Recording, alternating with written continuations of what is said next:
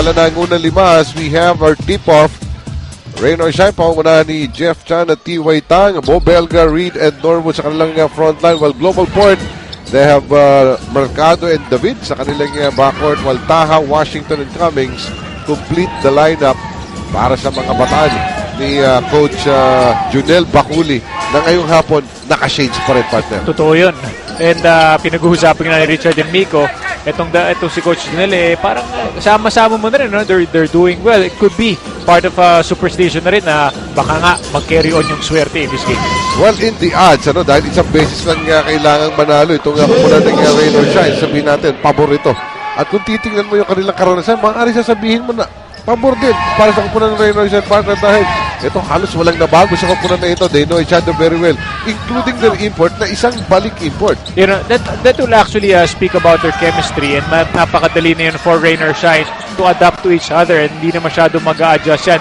The only adjustment that I would really foresee is basically yung pagbabalik nga ng mga Gilas players, because for a while, we're in the FIBA international competitions, but of course, right now, especially in the playoffs already, naka-adjust na sila ulit balik na sila sa kanilang koponan, so kahit pa paano naka-recover na rin yan doon sa kanilang training or yung competition with FIBA.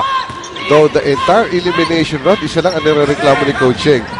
Kulang pa sa scoring, sabi niya, kailangan pa rin yung dating kinatatakutang scoring nitong kanyang kupunan. Di naman sila nagkukulang sa depensa gaya itong ipinakita na ito doon sa kanilang pag-agaw, and Bo Belga even completing the fast break play. Hindi pa pumaputok. Their scores like Jeff Chan galing sa Gilas, pero dito konti pa yung mga na-contribute niya. Si Solomon Mercado taling his first in the game. Well, it's actually interesting to see kung yung tatlong Gilas players na naglalaro ngayon for Rain or Shine, kung sabay-sabay silang pumutok, no? Because so far, hindi pa rin nagkakasabay-sabay yung tatlong players na yan na talagang maganda nilalaro. And of course, makikita natin na they're actually complemented well by a good import. So it will actually cushion if ever one of those three guys will not be able to perform well tonight. On the other hand, ako po ng Global Port. In fact, ako personally, partner, hindi ako nagugulat dito sa kanilang maganda yung pinakita na nagpumweso sila ng panglimang pwesto after the elimination round. Habang nakikita po natin itong defensive stop na ito ni Bo Belga and the rest of the Rain or Shine last two painters. Sa dito natin ng Preston Break Fluid for superior breaking action and safety, siguradong nasa mabuti kang kamay. Anong posisyon ni Bo Belga? Guard? Para siyang guardia. Now, can you imagine the size of Bo Belga stealing that ball and sailing in for an uncontested layup? And that's the character precisely of Rain or Shine in last two painters. Kaya kinakatakutan nito mga ito. A lot of guys na hindi stereotypical. A big guy, a burly guy who can shoot the three. Dalawa pa actually. Bo Belga and JR Kanya. Parehong ganyan. Natambaliliit. Can hustle very well and diving for those rebounds. Kaya itong import nila, AC Reed, who scores, even though the smallest of the imports, pwersa sa ilalim ito. Parang sabihin mo, undersized, kukumpara mo sa mga ibang imports, but he still gets the job done. He has very good stats to prove it. Kasi sa opening minutes po ng ating first quarter, nagja-jab-jaban pa itong dalawang kupunan na ito. But very active on defense itong mga taga-Rain or Shine. Ayaw nilang pababain yung bola sa ilalim. No, 2 puntos lamang po ang kalamangan pa rin itong kupunan ng Global Port. They know the importance of this game. Pag natalo sila, wala na pong bukas. While Yusef Taha getting that offensive rebound, may putback pa. Para sa akin, Yusef Taha is actually a big man who has good leaping ability. Very mobile big guy, so magiging advantage yan for Global Port. Same with J-Wash actually. Yung kanilang partnership ni Yusef Taha can create a lot of mismatches dito sa mga big guys ng Rain or Shine as Arizona Reed misses. Ito, pagkakataon na naman ng Global Port na palubuhin itong kanilang kalaban. J-Wash, Pops, yung kanyang tira mintes, makukuha ni Gabe Norwood. AC Reed on the attack, pero kinapos yung kanyang tira, makukuha muli ni Yusef Taha. For Global Port, matatandaan po natin itong si Sol Mercado started this career in the PBA with the Rain or Shine franchise. Well, nung nagsimula ang action, he was actually a great scorer na nagko-compliment sa kanya si Gabe Norwood. Now, na hindi sila magkasama ni Gabe Norwood, he concentrates more on being a great point guard na pinapatunayan naman niya because tumataas naman din ang kanyang assist average. 3-point shot para kay Bo Belga. Straight and through. Mamaril pa dun si Bo Belga. Tapos, like I said, this guy is actually an advantage for Coach Yeng because aside from being able to guard the post very well in his size, he can shoot well from the outside. And that's a misconception, na kaya kinuha lamang itong si Bo Belga because he's a bruiser. He's a thinking player at alam niya kung saan niya gagamitin yung kanyang mga kakayahan. At ang ating kasama si Sel Guevara has another story on Bo Belga. Alam mo, sabi nga ni Bo Belga, hindi magiging madali playing against Global Port, but he thinks that his style of defense will help the team na mapasok agad sa semifinals. Dagdag pa niya dito sa playoffs. This is a good time to remind everyone what rain or shine is really made of. Balik sa inyo. A three-pointer galing kay Gabe Norwood, isa sa mga hinahanap ni Coach Yeng throughout the elimination round. Well, he needs a lot of these guys to really explode in this crucial game for rain or shine. You don't really want to give Global Port that confidence to go into another game. Ito yung matik na ito sa mga taga rain or shine Kapag nakawala yung bola, nag-leak out yung isa, talagang tatakbo kagad itong mga ito. Ace Reed ang kanilang nakita that time, pero may foul pa. Itong si Gary David, although not counted yung kanyang tira, only a sideline throw-in for the last two painters. Gabe Norwood from the same spot, missing that one though.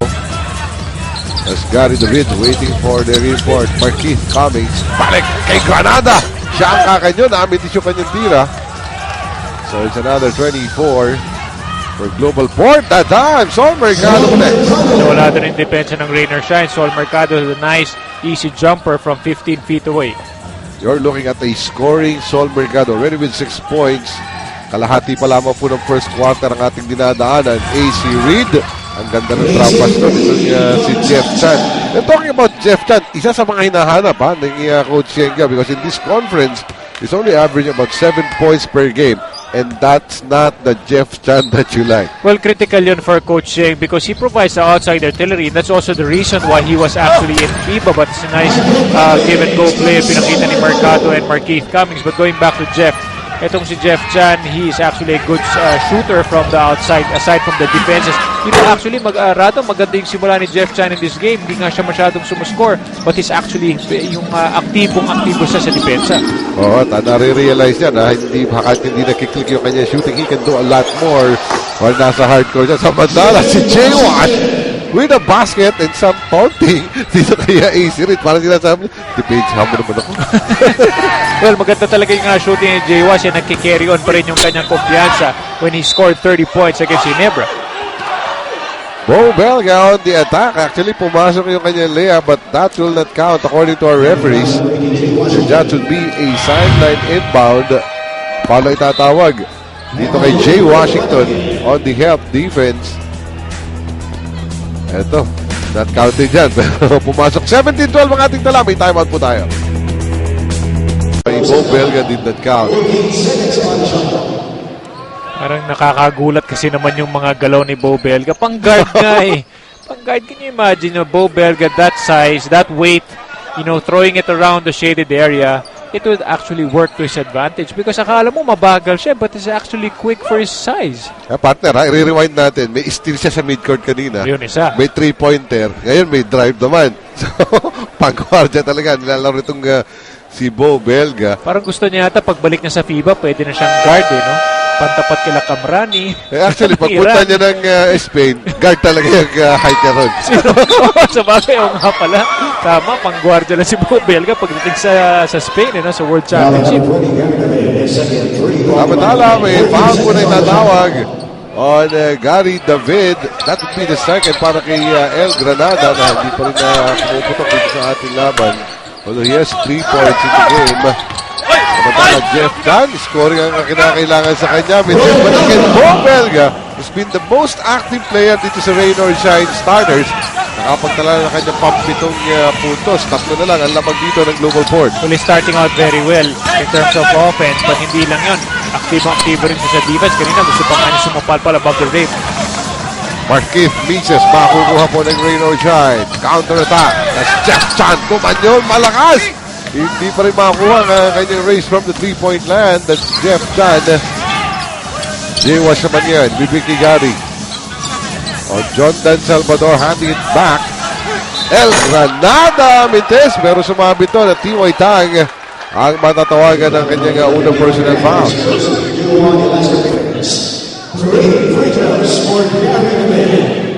Gary David, 3 free throws ang ibibigay. Kailangan nila itong momentum na ito. Gaya po nang binabanggit namin, number 5 itong kupunan ng Global Port, and they have to beat itong kupunan ng Rain or Shine twice. Best time for Gary to explode, and at the same time, it would complement itong magandang performance ni Jay Washington, lalong-lalo na nanggaling nga si Jay Wash sa isang magandang laro. May tagdag na kwento sa atin si Cel. It's Gary David's first time in the playoffs since his Powerade days at aminado si Gary David na hindi niya matago ang kanyang excitement. He doesn't want to rely on pure luck and skill, and his extra practice sa shooting ang magbibigay daw ng swerte. Rado? Well, maraming salamat at kasama dyan sa pagpapaswerte niya. Binibiro nga natin, dito siya nagkitatali ng sapatos kanina.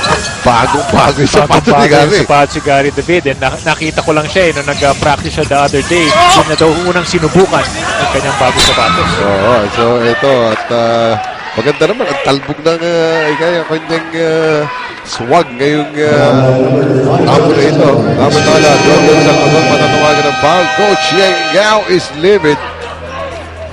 At ito, napapagalitan niya ang kanyang import, ha? Hindi po kalaban o referee kaya pagalitan dito ni Coach Yang ang kanyang import na si AC Reed. Yan po ang ating mga kwento. Global Port is still up by 6 points, 20.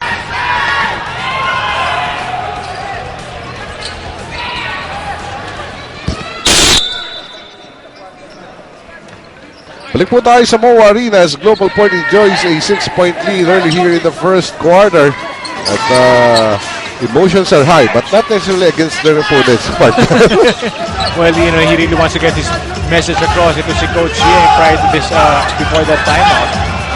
Yung 3-pointer ni Jeff John, ayaw pa rin pumasok. Well, Gary David, hindi hahayaan. Itong kanyang national team teammate na si Bo Belga. He will foul him on the way. Mahirap nang uminit itong si Gary David. Una pa lamang para kay Bo Belga. Habang si Jeff Chan, pansumandaling susubuan muna ni Coach Yang. Same with T.Y. Tang. Yung kanilang backcourt, babalasahin with Paul Lee and Ryan Aranya entering the hardcourt. Sol Mercado, ang kanyang drive using the left to finish. Challenge ni Bo Belga, and yet Sol Mercado was still able to find a way using that left hand. And that's the patented Sol Mercado move. The strong point guard slashes. Ay pinakita naman itong si Sol Mercado. Nasa scoring mode talaga itong si Sol Mercado. Ngayong laban na ito, kita niyo po naman yung kanyang thundering drive there. At sa inyo ng photon and power your business. So, nakita si Jordan. Para nagpunto lang si Jordan, though he misses. Counter attack naman for Rain or Shine. It's Paul Lee. Nakita muli si Bo. Nakahantot, nilapon doon. Itong si Gary David, AC really spring, intense. Nandun na naman si Bo Belga. Mintis down for the second serving. It's a 9-point lead para sa kupunan ng Global Port. Natural na big momentum o din kaya lang itong mga Rain or Shine hindi pumasok. Gano'n na pagsalit. Para kay Sol Mercado, kumiscore ngayon now with 11. Global Port off to a hot start. We were expecting that the energy would really come from the young team like Global Port. And lalong-lalo na, this is their first time to be in the playoffs. So we really expected that. But yun nga lang, itong Rain or Shine, dapat na isip nila ngayon yung nangyari last conference. That should actually be some sort of something that would inspire them to really work hard in the early goings of the game. Tama ka, partner. At ayaw ibigay ni Coach Yang sa kanilang mga kalaban yung kumpiyansa. Ayun naman yung hawak-hawak ng mga taga-Global Port ngayon dahil ang ganda na ng scoring dito as Bo Belga would be called for the hard foul, probably a flagrant foul as the referees review that last foul. Nakita natin sa may harapan natin medyo hard talaga yung foul there, but hindi natin nakita yung intent to hard, ano? Right there, may lamok kasi doon sa likod ng batok ni Marquette Cummings. And right there, ang sinasabi ni Bodon, partner, I was going for the ball. Tinago niya, hinanap niya talaga.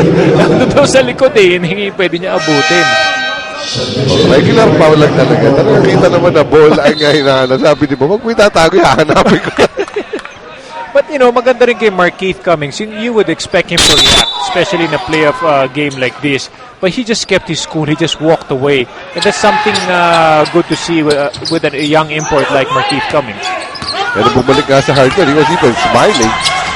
John Dan, ako, yung kanyang pasok sa loob, yung di na kinakatakutan sa pag-score itong si Jordan Salvador, who tallies his first day in the game. It's now an 11-point lead. As rain or shine, yung kanilang execution dito, at yung shooting style, yung talagang pumapasok. Yung mga puntos nila sa mga nakaw lang nila nakukuha eh. Nawala yung yung opening salvo ng Rain or Shine, maganda na eh. Yung Jeff Chan, maganda depensa. Yung kay Bo Belga ng Castilla na layup.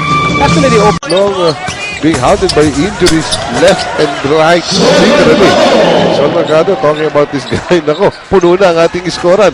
Meron na pong 13 puntos itong si Sol Mercado. And you won't really expect the guard to really go all out in the early goings of the game. He's actually just slicing through the defense of Rain or Shine, and that's going to be a cause for alarm for Coach Cheng to find someone to stop itong si Sol Mercado. Again, the indecision on the part of Rain or Shine. Muntik mawala, pero makukuha nitong si Ryan Aranya.